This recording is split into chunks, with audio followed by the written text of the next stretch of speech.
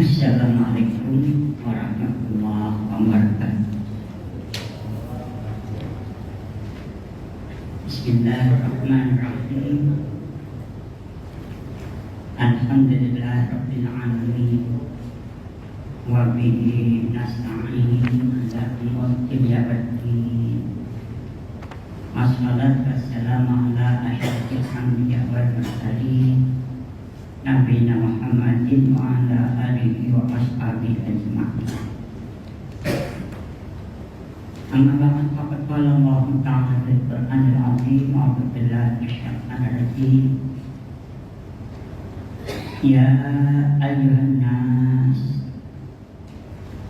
inna khalaqnakum min dzakarin wa untha wa ja'alnakum syu'uban wa qabaila lita'arafu. Inna akramakum 'indallahi atqakum. Innallaha 'alimun khabir. Sadaqallahul 'azim. Para ibu, para bapak,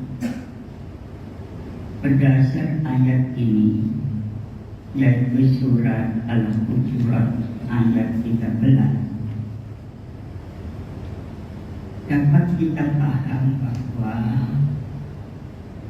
Allah sengaja menciptakan kita manusia itu dalam segala macam bentuk.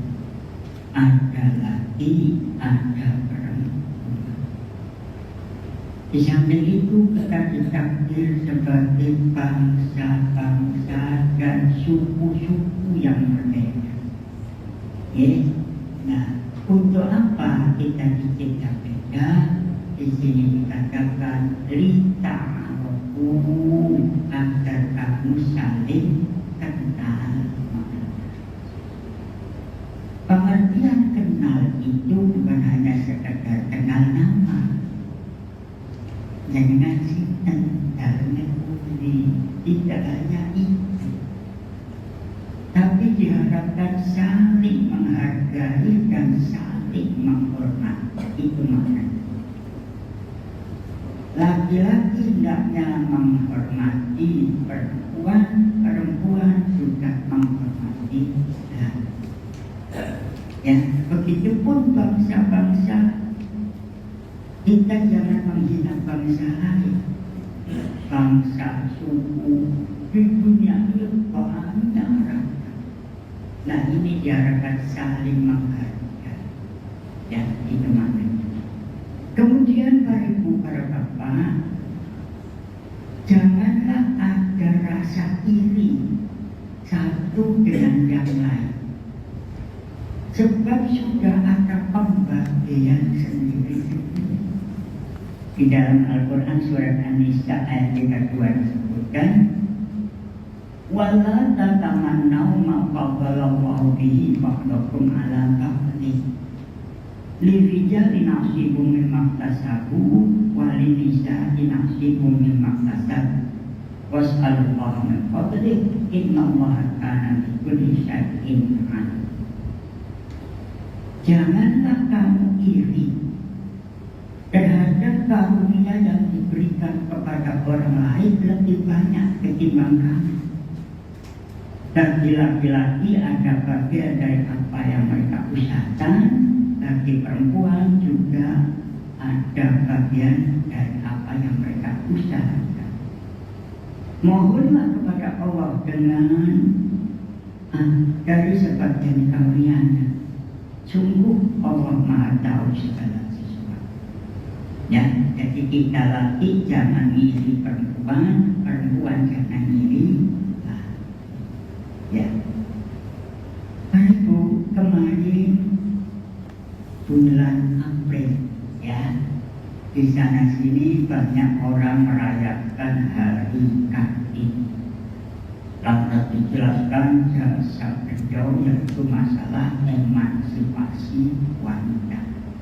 Wanita ingin disamakan derajatnya dengan laki-laki. Ujung-ujungnya kadang-kadang itu ada celoteh seakan-akan menyalahkan Islam. Islam adalah agama yang sangat diskriminatif, membeda-bedakan laki dan perempuan. Buktinya kalau laki warisan dapat 2, tapi kalau perempuan warisan cuma 1. Laki-laki boleh poligami, tapi perempuan yang boleh poliandri. Nah, model-model seperti ini muncul di permukaan. Ya, utamanya kaum wanita merasa dilecehkan. Para ibu, mari kita luruskan. Justru kaum wanita itu hendaknya banyak bersyukur dengan turunnya Islam. Justru sebelum Islam datang, nasib wanita itu Masya Allah kasihan sekali. Kita bisa lihat ya sejarah bagaimana nasib manusia di dunia ini gimana. Kita lihat di India, di sana ada tradisi namanya upacara sati. Upacara sati itu pembakaran mayat di saat suami meninggal. Nah, anehnya istrinya yang masih mager-mager masih hidup ini ikut diteburkan ke dalam api sebagai tanda tawaduk kepada suami. Apa tidak pelecehan? Kaum ibu di saat menstruasi tidak boleh pulang. Dibuatkan pondok sendiri di dalam hutan. Dianggap najis. Coba. Ini di India. Di negara lain juga demikian. Di daratan Cina, kalau ada suami pergi perang atau pergi berdagang, istri yang di rumah dikasih celana yang terbuat dari besi, dikunci, kuncinya juga. Alasannya apa? Supaya istri tidak ternoda. Lu kok ternoda? Naik level ya apa ya? Dikunci. Apalagi di negara bangsa Arab itu sangat menghina kaum wanita. Terbukti kalau punya anak kok perempuan langsung dibawa ke kuburan, ya, dimasukkan ke dalam liang lahat. Perempuan dianggap hina, dianggap sebagai barang yang boleh diperjualbelikan dan boleh diwaris. Ini paham orang Arab pada waktu itu. Jadi kalau dulu jadi ibu, sekarang jadi istri. Ya, bapaknya mati diwaris, bojone bapak jadi bojone anak. Di Indonesia juga demikian, nih. Perempuan itu dikatakan sebagai apa? Konco wingking. Ya, istilah orang Jawa kan konco wingking. Maksudnya apa? Oh itu dianggap yang punya peran. Suatu monot neraka katut dan istilah itu. Jadi nasi lanang mau suatu terus wedok nih. Nasi lanang mau neraka terus wedok nih dulu kok. Sor satu wong wedok. Maka setelah Islam datang, kaum ibu ini dijunjung derajat. Inilah pentingnya kaum ibu-ibu harus syukur dengan adanya itu. Nah, setelah Islam datang, lantas apa fungsi perempuan ini? Perempuan sangat berperan di dalam keluarga. Ada seorang filsuf mengatakan bangsa itu jaya atau hancur itu tergantung perempuan. Kalau perempuannya baik, maka bangsa itu akan jaya. Tapi kalau ibu-ibu atau wanitanya jelek, maka hancur bangsa. Mengapa? Karena peran pendidikan kepada anak. Nah, kalau sudah ibunya jelek, mana mungkin bisa mendidik anaknya? Ya, Jadi pendidikan ibu kepada anak ini punya peran penting di dalam kehidupan berbangsa. Mari kita lihat bagaimana seyogyanya kita Islam. Apa kewajiban atau fungsi ibu di dalam berbangsa? Pertama, perempuan itu adalah pendamping bagi istri. Ya, bukan penyoling, tapi pendamping. Di dalam Al-Quran surah An-Nisa ayat 4 disebutkan, Ar-rijalu qawwamuna 'alan nisa bima faddalallahu ba'dahum 'ala ba'din wa bima anfaqu min amwalihim. Laki-laki itu adalah pemimpin bagi perempuan. Rijal itu maksudnya laki-laki dan dimaksud adalah suami. Jadi maknanya suami itu adalah pemimpin bagi istri. Qawamun itu makna asalnya adalah meluruskan barang bengkok, tapi lebih tepat diartikan memimpin. Mengapa Pak? Kok diistilahkan dengan meluruskan barang bengkok? Nabi mengatakan al-mar'atu kadolah. Perempuan itu ibarat tulang belikat. Jadi nanti tulang belikat, tulang yang nempel di dada. Ada nggak tulang belikat kencang? Nggak ada. Semua tulang belikat bengkok. Maksudnya bahwa kau ibu, kau wanita itu mudah hilang. Nah, justru itu yang meluruskan, yang mengingatkan, yang membimbing itu suami. Nah, cuma ingat, suami ketika meluruskan itu hati-hati. Meluruskan barang bengkok yang namanya tulang gak gampang. Iya, kalau besi, ya, bakar, kencang. Tapi kalau balung dipincang dengan cara begitu, ya merontok. Nah, artinya suami di dalam membimbing istri harus hati-hati. Tak boleh lantas potong jaga dengan cara yang amat keras. Itu salah titik tablok, mangan gak enak titik tumplek, ya mulia ya. Tidak boleh suami demikian. Ya.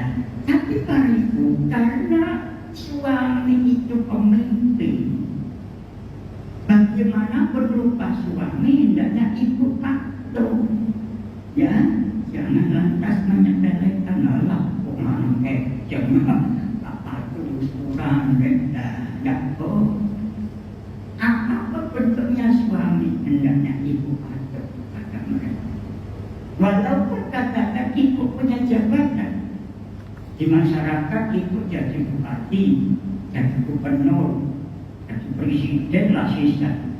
Itu pun kalau di rumah wajib patuh kepada suami.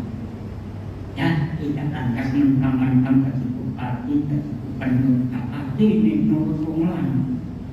Wong sak Jawa Timur tak pimpin nurut, tak mau soal nurungan. Ini tidak boleh. Dalam Islam ada aturan bahwa istri harus patuh kepada suami.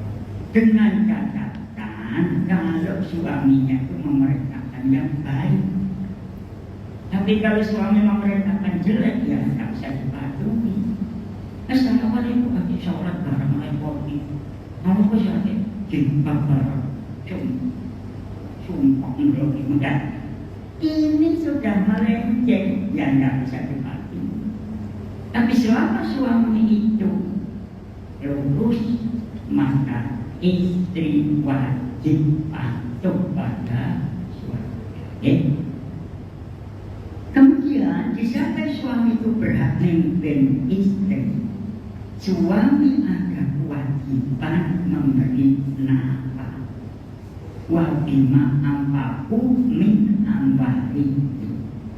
Berapa besarnya nafkah suami? Min itu artinya sebagian, tidak semua. Dari bina dari masjid. Bukan begitu. Ini ajaran agama begitu. Katakanlah, ya, Bapak dapat gaji tiap bulan 5 juta. Lah, kasihkan ibu sebagian dalam arti cukup. Gaji 5 juta, bu, jadi kasih ketel, jangan mana-mana. Nah, sebagian itu mesti, sebagian dalam arti cukup. Bu, tak kita 3 juta ya. Tambah sedikit kok, mas, 3 juta cukup. Ya kok apa, ya wis. Kalau sudah sepakati 4 juta untuk istri, yang 1 juta dipegang suami, jangan ditanyakan. Mas, tambahlah jadi 5 juta loh, ketika mengatakan juta. Ini tapi tak ada nyimpen nyelempit mungkin kita sudah boleh. Tambah di rumah, kayaknya berdua, paling udah manuk, ayam, ngopi masuk oncom, ada bu, ya. Suami itu banyak keperluan. Mungkin dia kepingin sedekah untuk masjid, untuk anak yatim. Mungkin dia kepingin bantu saudaranya. Mungkin kepingin kasih ibunya. Nah, kasih ibu kadang saya disengeni. Ayo, mak mana biro ibu? Ya Allah, mak itu bagi kasih nggak boleh. Apapun. Ibu jangan menguasai suami dipeluk ya, jangan. Kalau suami menyerahkan seluruh hartanya kepada istri, saya hendaknya aduh kasihan. Suami jadi suami gombel, apa mau ya, nggak duit. Kekuatan suami itu duit, sama dengan ya, senajan dua dunia akhir seperti sakit. Misalnya dua lorong nggak ada duit belas waktu, boleh nama suami, ya sentor ya. Tapi ini, mama suka sapiran ceceran, namanya nggak ada untung, ya si malam lah ya. Tapi ini, bisa gelas air umat banyak minum ya. Nah ini ada di namun semula enam sakit tua ya memberikan apa sebagian hartanya untuk istri dibelanjakan. Lemur harus tua dilempar dipisah. Angka uang abang sayang, angka uang abang tendang. Bahaya. Mas sampean kan belanjanya setahun saat itu tanda tangan mau mati sampai ayo tanda tangan ya Allah mentolong untuk mati nah begitu ya. Ibu harus menghargai suami karena suami itu adalah pemimpin. Untuk ibu di dalam agama Islam mengapa tidak wajib kasih nafkah? Yang wajib kasih nafkah di suami, istri tidak wajib. Katakan walaupun istri dapat bodel, ya, dapat warisan dari bapaknya 5 miliar, uang lanang tidak dikasih apa tak kena jalur, ciput, ngimut, tak ada yang tidak kena. Tidak apa-apa. Inilah enaknya jadi perempuan di dalam Islam ya. Nerima nafkah tapi tidak wajib mentok nafkah. Ya. Wanita berhak dihormati oleh anak-anaknya. Bahkan kalau terjadi perceraian misalnya, suami masih wajib melindungi istri. Tak boleh anak teman-teman kampung harus tak tapi sebujur pengasuh nggak boleh, masih tetap di dalam rumah. Inilah aturan Islam. Jadi sangat beruntung ya kaum ibu yang memeluk Islam ini sangat gila. Itu yang pertama ya, sebagai pendamping suami. Sekarang bagaimana peran yang kedua? Sebentar sebelum memasuki yang kedua, istri jangan sampai berbuat durhaka kepada suami yang diistilahkan dengan kubur asli. Nabi pernah mengatakan bahwa di neraka itu banyak kaum wanita. Lantas ibu-ibu itu protes. Di sini disebutkan pasal mera'atan minhunna jazlatun. Mana ya Rasulullah? Aksara ahlina. Mengapa ya Rasulullah kok dikatakan bahwa perempuan itu banyak masuk neraka? Lantas Nabi menjawab, tuktirnal lakna wa takurnal asyik. Sebab umumnya perempuan itu sering melaknat, ngelok-ngelok ngomong, mengutuk. Ya, coba lihat ibu sama ibu berbeda, syuting, mengutuk senang. Yang kedua, kubur asir, kubur asir, mengkuburi nikmat. Ya, jangan mulai gawe nyewong lanang. Kekono tak emas 10 gram kabuyut cumi. Ini namanya istri yang kubur asih, gak boleh gawe nyewong lanang. Lemas tombol internet, tuku mobil, omah renovasi, kapan tahun kal umroh sampai praktek ya Allah, tolong sekali untuk lain jangan sampai ya.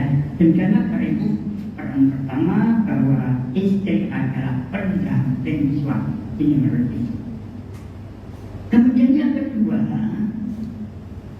perempuan itu sebagai pendidik anak-anak.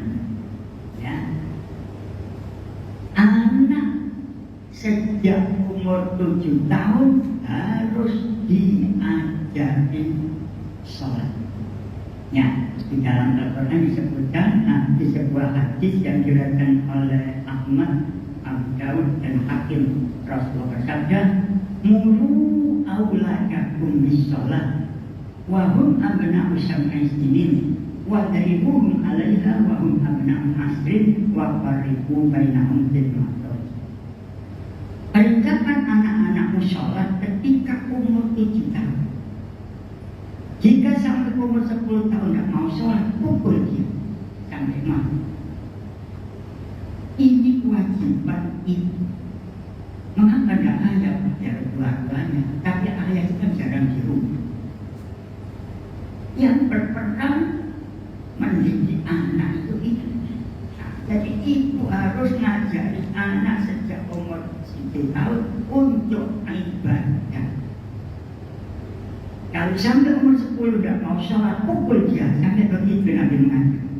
Ya tentu saja perlu diperhatikan masalah pedagogisnya. Jadi jangan sampai sakit misalnya, tidak cukup dicekot bokongnya atau orang dulu nggak dicekrak ngopok-ngopok. Ayo sholat, ketok rame tapi tak tahu. Tapi hanya sekadar menunjukkan bahwa ibu tegas dalam urusan kita, main-main nanti ya. Kemudian pada saat umur 7 tahun 10 tahun itu hendaknya anak-anak kita bisa jadi keloni terus. Banyak nih ya.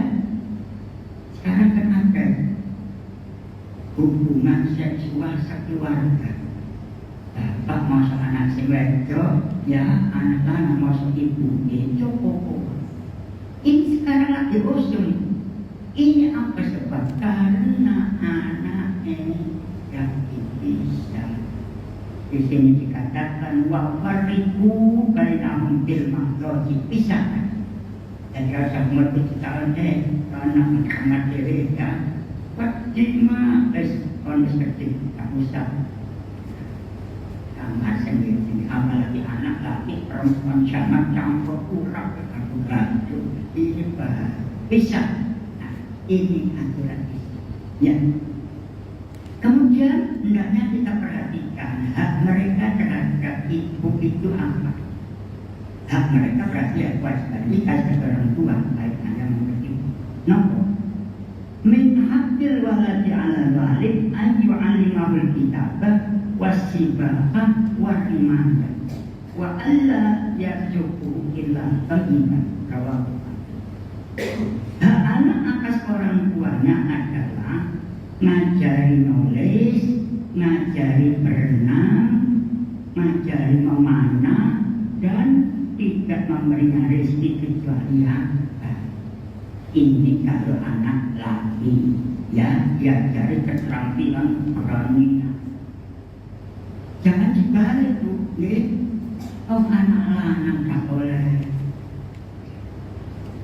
pegangan, tak boleh nenek-nenek, tak boleh layang, tak boleh ini nak, terus nganteng ini dikasih golek loh, bahaya. Akhirnya apa? Anak jadi bencong.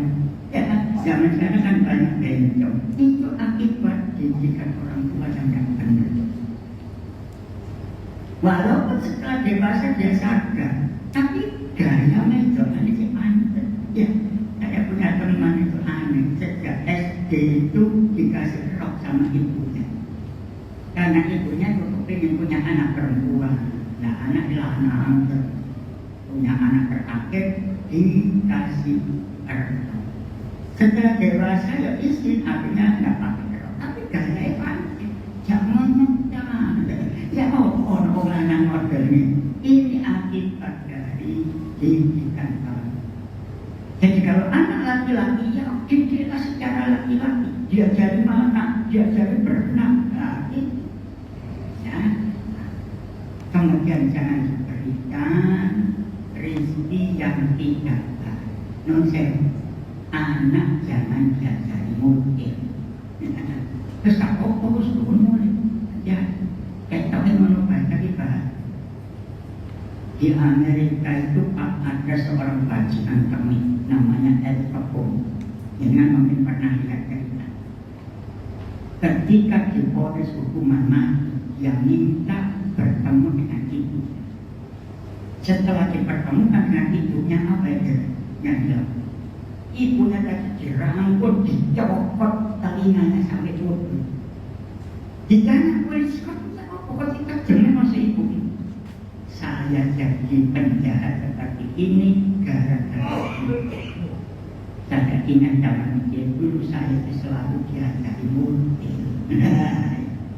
Pertama mutil kan gak nyolong pak mutil, coba mutil ke nyolong tadi cilik, lama-lama jadi bajingan. Ya. Kemudian ibu-ibu saya pesan teman-teman terus dengan ngomong elek datang anak. Jengkelnya sebagaimanapun jangan sampai politik ngomong elek. Ini benar-benar kejam. Ada anak memecahkan kunci di ruang tamu. Di ruang tamu kan ada ya kunci yang rasanya mahal. Pelayar kata pecah. Ibunya tak disakit elmani dalam kunci adalah projek mau mandarmu kontrasmu pecah oleh ibu. Lupa setelah puluhan tahun si anak ini jadi insinyur. Ketika bekerja di tengah lapangan ketabuhan terus dasi pecah baru sadar untuk biar kita kalau ngomong mandarmu kontrasmu pecah. Ibu temani ya, maju saja. Jadi hati-hati ya, kita sebagai orang tua terutama ibu hendaknya menghemat ucapan. Pak, anak pulau tulis segala macam sampai pulau labrak makan ya no, pun jangan ngomong.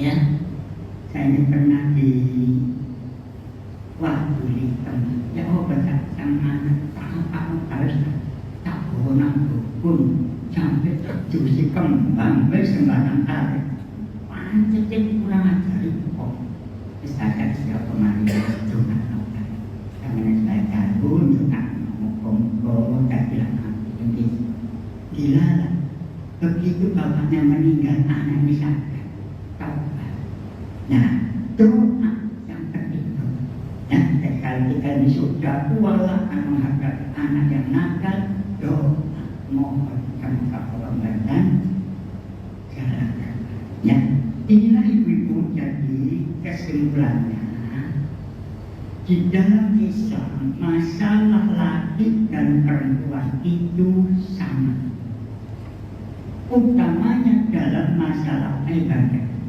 ya dalam Al-Quran disebutkan waman ya'mal minas sholihati min dzakarin aw untha fa huwa mu'min wa ulaika yadkhuluna jannata la yuzlamuna naqira. Artinya barang siapa beramal soleh baik laki maupun perempuan sedang dia beriman dua-duanya masuk surga tidak dianiaya. Inilah yang tidak benar kalau Islam itu membeda-bedakan ya seakan-akan melecehkan kaum ini ya.